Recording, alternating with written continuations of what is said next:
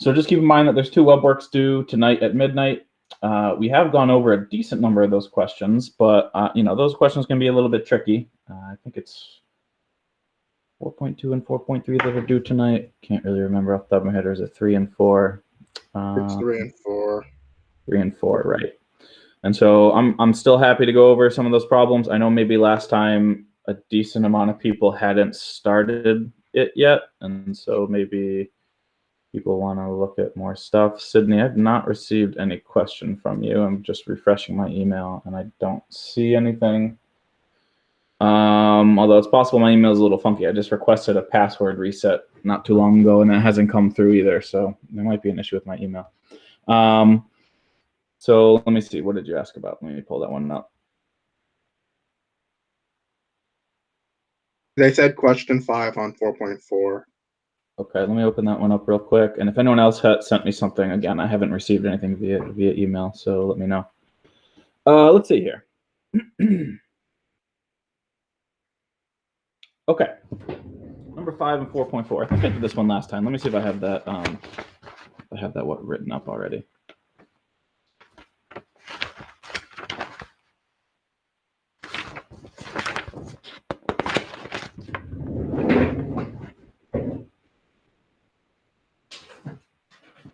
I need to be a little bit more organized about these problems. Give me 1 second here.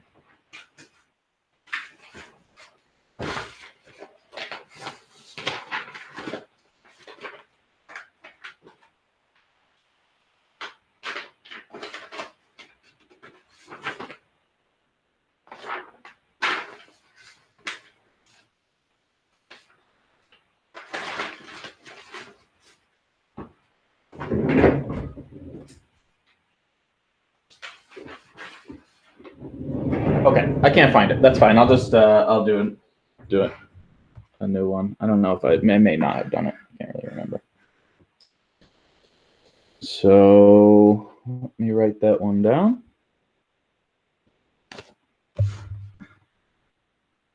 So this one is 4.4, number 5. And it says it gives you a basis, and the basis is a bunch of matrices, excuse me. And so we would, oops, that should be a 1 there. This basis that I'm about to write down is called the standard basis for 2x2 matrices. It's basically just matrix with 1s in all the different spots, right?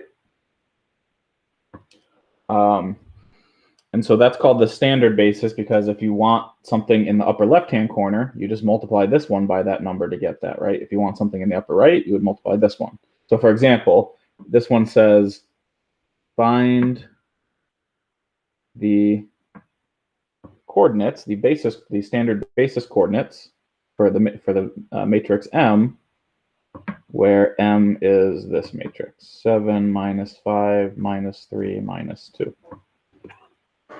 And so this one's kind of easy enough to just jump right to the answer, but let's just do the details just in case. So we want to do like C1 times the first one plus C2 times the second basis element, C3 times the third basis element, C4 times the fourth basis element. Sorry, getting a little sloppy here. I don't think I did do this one last time, actually, now that I'm looking at it. We did one that was sort of kind of similar to this. And when you simplify this left-hand side, you just get the C's in all the spots, right? So in other words, C1, C2, C3, C4 is what you would get when you added those 4 things together. And you want that to be 7 minus 5, minus 3, and minus 2.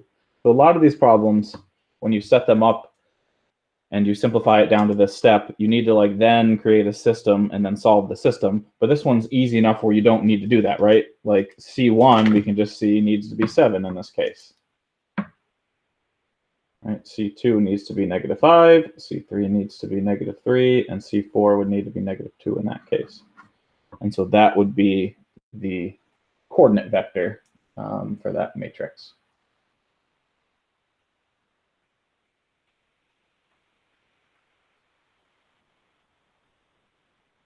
Perhaps maybe one of the issues or the confusions with this one was just reminding ourselves what this means, right? So this, let me just maybe say one thing about that. That is the weights one would use on the basis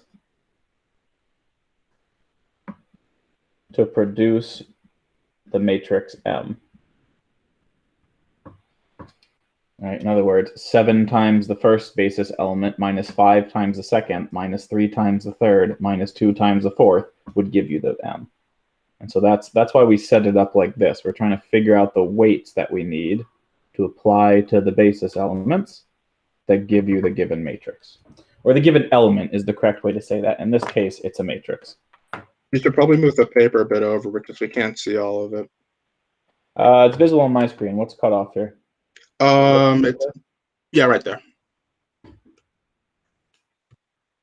Yeah, please do always shout out if you can't see something. I for some reason, I guess it's formatted differently depending on your screen, and maybe it's how big your screen is or something.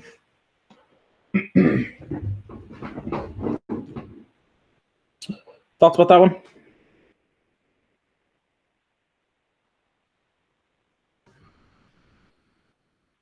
Other questions from this homework? I had one on question 1. From this section? Yes.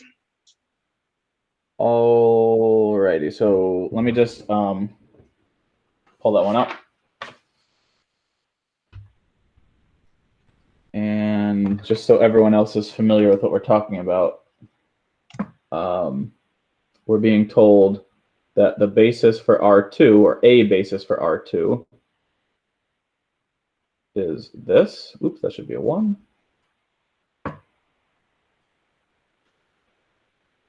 And so then it says, find the element x such that the coordinate vector for x is this. Okay. What's your question? Let me write down this is 4.4, number 1. Yeah, 4.4, number 1.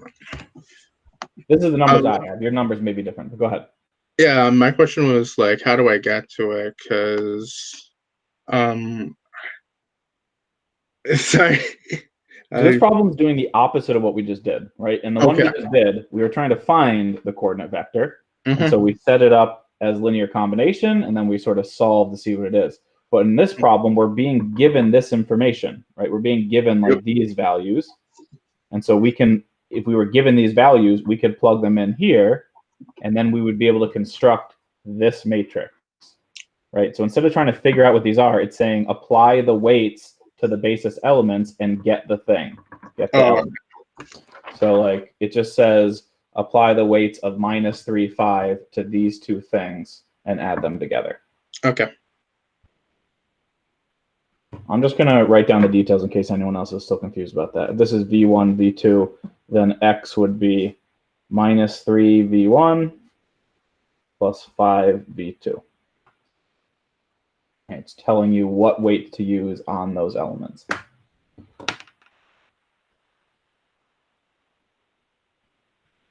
What else? Other homework questions? I'm happy to talk about the section too. So the section for today was supposed to be 4.5 and 4.6, which is dimension and rank, which are very much interrelated. Those are, I think, aren't like the most challenging sections in terms of the material. Like in terms of carrying out those problems, I feel like they're generally not super difficult, but I feel like the conceptual part can sometimes be challenging.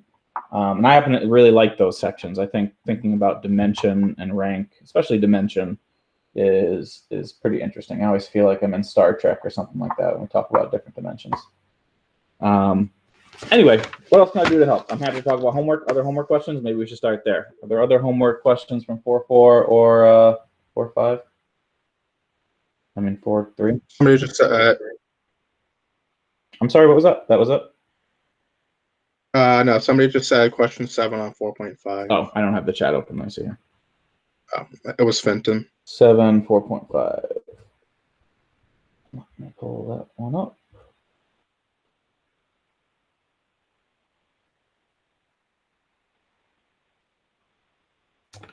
Oh, yeah. So this is 4.5, number 7. I'm going to print this one out if you would just give me a second. I don't want to write all those things out. Sorry.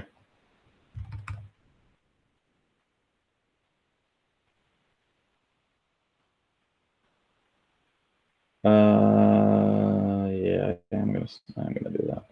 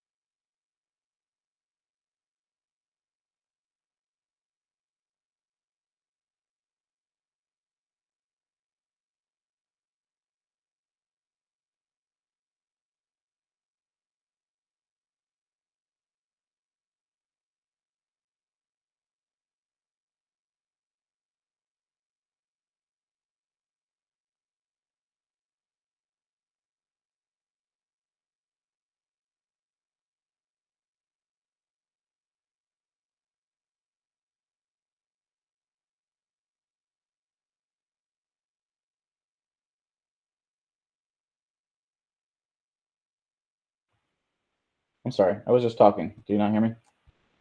My mic got muted. I feel like I've said a bunch of stuff and I haven't heard from anyone. Is folks still there? You guys are still there, right? We're still here. Your mic was muted. We couldn't hear you. Okay. I was saying stuff, but I think I was accidentally muted.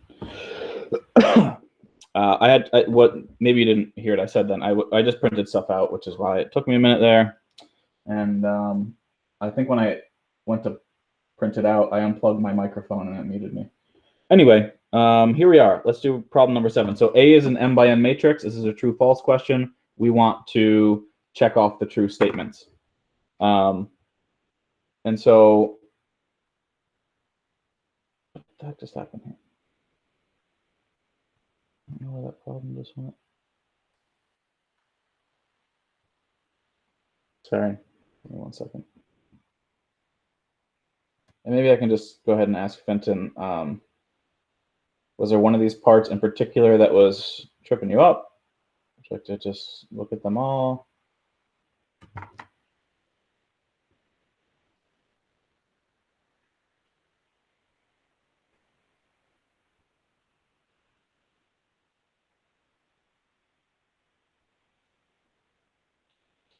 Okay, I'm gonna go over them all then, I guess. Part A says,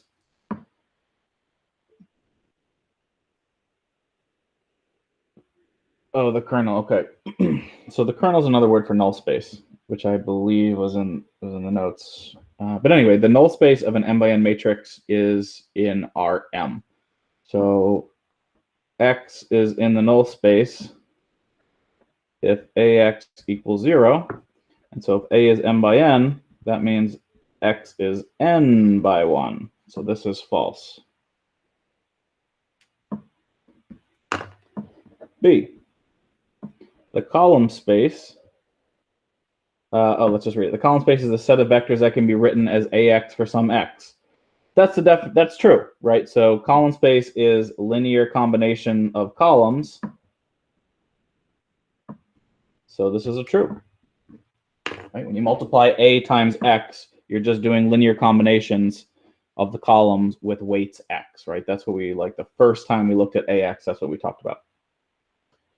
C says if the equation ax equals b is consistent, then the column space is all of Rm. So this would be almost true, and it would be true if it was the row space. So this is false and would be true if it was the row space. Right, because when you reduce things, you're looking for a pivot in each row to span the space, which would mean it's a product of the row space. So D was the one that Finton was specifically sort of curious about. So the kernel, correct me if I'm wrong, but I believe I said this in the notes, kernel is the same thing as a null space. And so the kernel, it says the kernel of a linear transformation is a vector space. Ooh, that's a good question. How would we answer that? So I guess the real question is it a subspace? Because we know it's an R, it's a subset of a vector space. Yeah, that is the trickiest one. So definitely, let me write this. So null space is definitely a subset of a vector space. And so check if the null space is a subspace. Because if it's a subspace, it's also a vector space. And so we check for it to see if something's a subspace by doing those two things or three things. We see if 0 is in there. Does 0 get sent to 0? Yes. If x and y are in the null space, does x plus y end up in the null space? Well, we had a homework question that showed that that was a yes. Actually, I think we had a homework question that showed that the null space was a subspace, if I remember correctly. And do we multiply c times x? And is that in the null space? We also have seen that previously as well. I'm happy to show the details on any one of those three things. But because all three of those things are true, the space is a subspace. And so the answer to this one is true.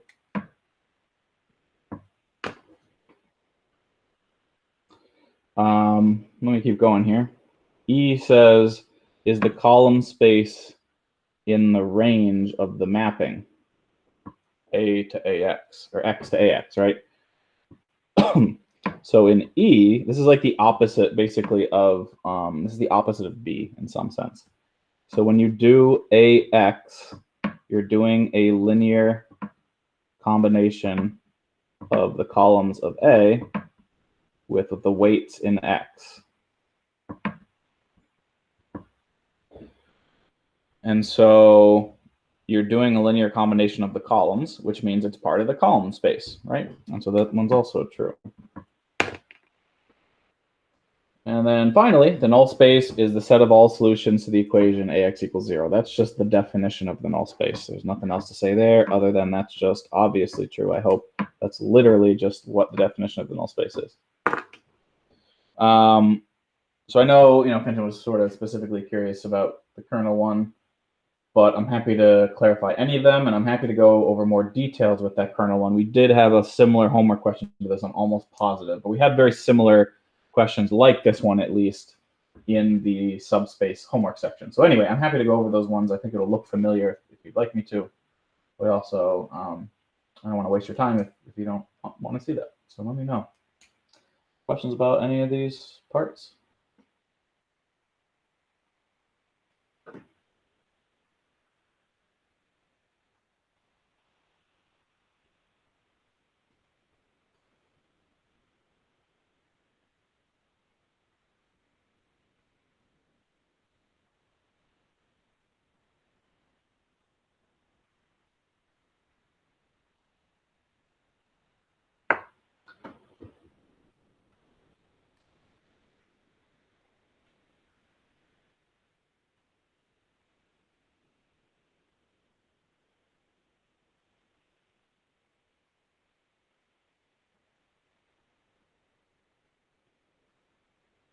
Okay, other questions about homework?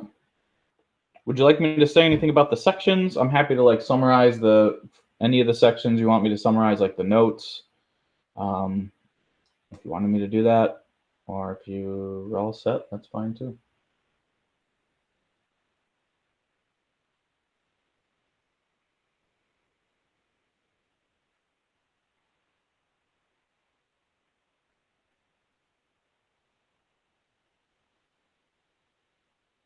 Explain problem 5. Same in 4.5?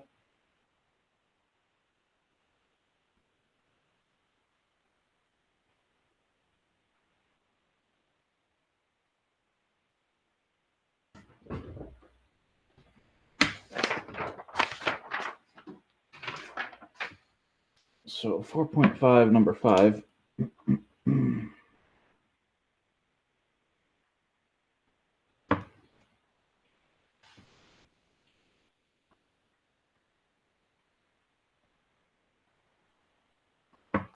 My pen's dying. Oh, shit.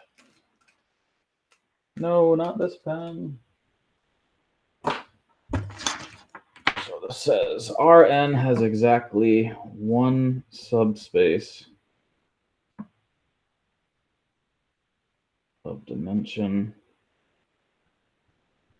m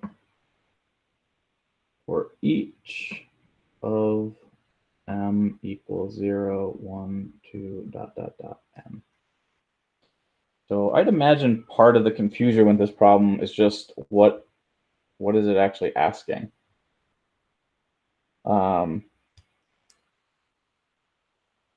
So maybe we can do a specific example. So let's say we were talking about R3, right? So n would be 3 in that case.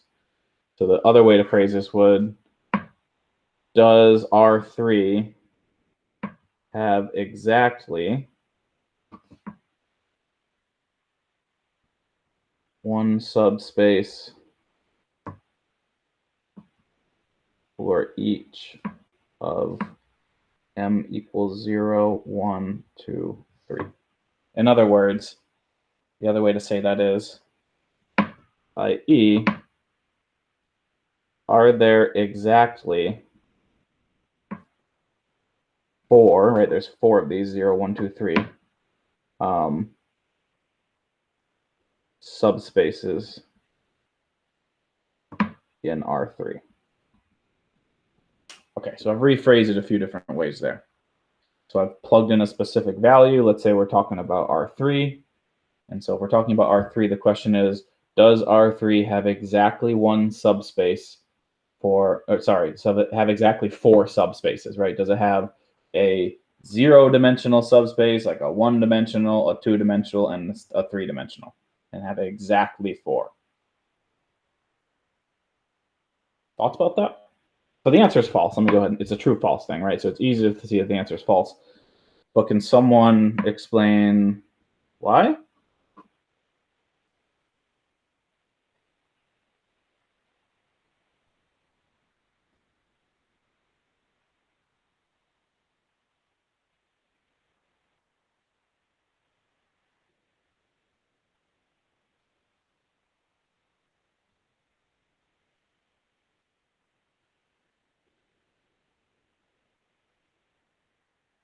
So in R2, since R2 is easy to draw, we saw lots of subspaces, right? In R2, any line that goes through the origin is a subspace. So here are a bunch of subspaces of R2. Right? These are subspaces because they contain the 0 element, right? Because it goes through the origin. When you add 2 elements on the line, they'll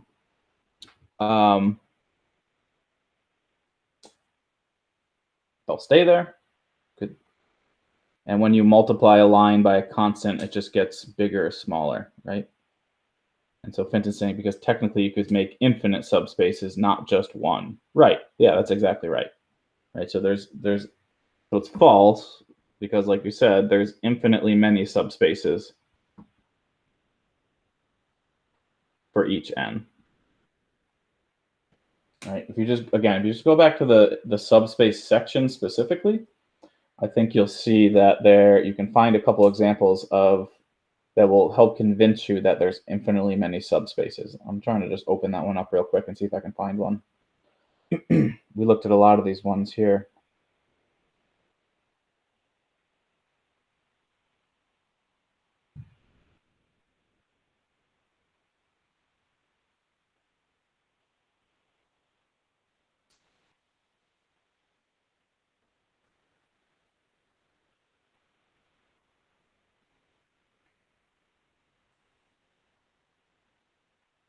So I'm just going to share my screen quick and just point out one to you.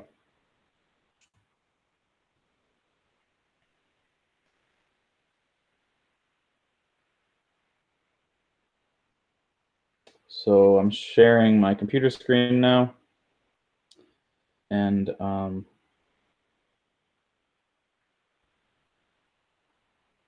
it is. And you can see in this particular example, this was an example in R2, right? A line going through the origin. And when you finish this one, you see that it does contain the zero vector, right? This answer is saying it contains a zero vector. We were able to show that it was closed under both scalar addition and multiplication.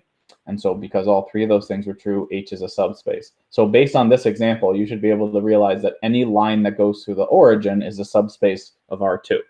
And so there's not just one line that goes through the origin, right? There's infinitely many lines.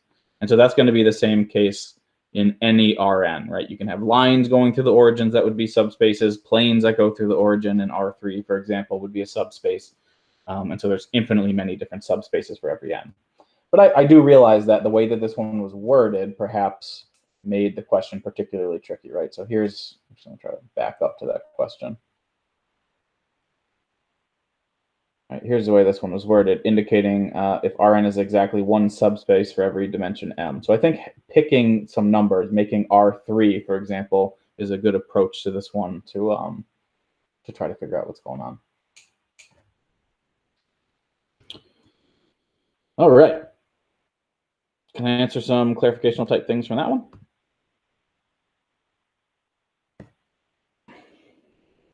So to be clear, each line is a subspace of R2, not the collection of them, because the other thing we saw in that section was when you collect some lines, that may not be a subspace. And so it's not that the collection of the lines are subspaces, each individual line is a subspace.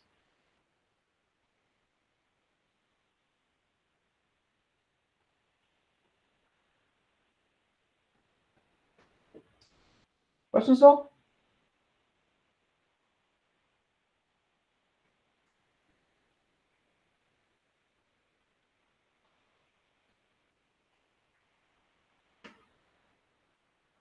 What else can I help with? Or anything else I can help with, maybe I should say.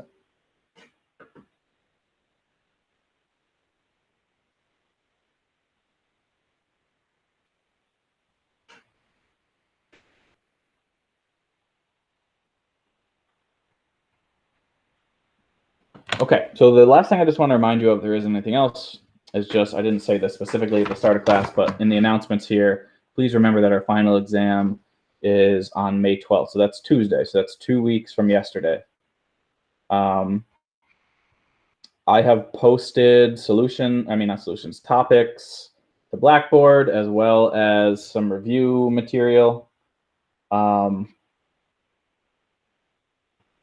And I know we're finishing up the material and everything, but please don't lose sight of the final exam. And as you start to prepare for the final exam, I'd like to just convey to you that you're welcome to bring in a sheet of paper with notes on it. So as you start to prepare, maybe start earmarking things that you might want to put on a piece of paper, or just start constructing the paper. You know, when professors would let me bring in papers into exam, I would basically just, as I'm studying, I would just add to the paper, add to the paper, add to the paper. The Finton asked the question, is the format the same? Yeah, it'll be the same general format as the first test. We're going to do it the same way, just sort of live online. And it's going to be it's going to be all sections. So not just the sections from the first test, but with, I want to make sure that I test you on everything. And so I'm going to make sure that the later sections are represented on the test. And then I will pick things from the earlier sections. Like you can imagine, like I probably won't, or I might not just ask you to write down the solution to a linear system because that's going to be part of other questions, right? And so the test is going to be a little shifted towards the later material to make sure that I see you know how to do that stuff, but it will include earlier material as well. And I'm trying to, I've never let students bring in notes to this test before. Usually students are supposed to study, and you come in without a test or without notes, and you just, use your calculator to answer the questions. But given the circumstances, I'm trying to reduce the amount of stress you have and the amount of studying you might have to do and things like that. And so I'm allowing you to help prepare yourself by bringing in a single sheet of paper, just a normal size sheet of paper with notes on it. Other thoughts or questions before we sign off today?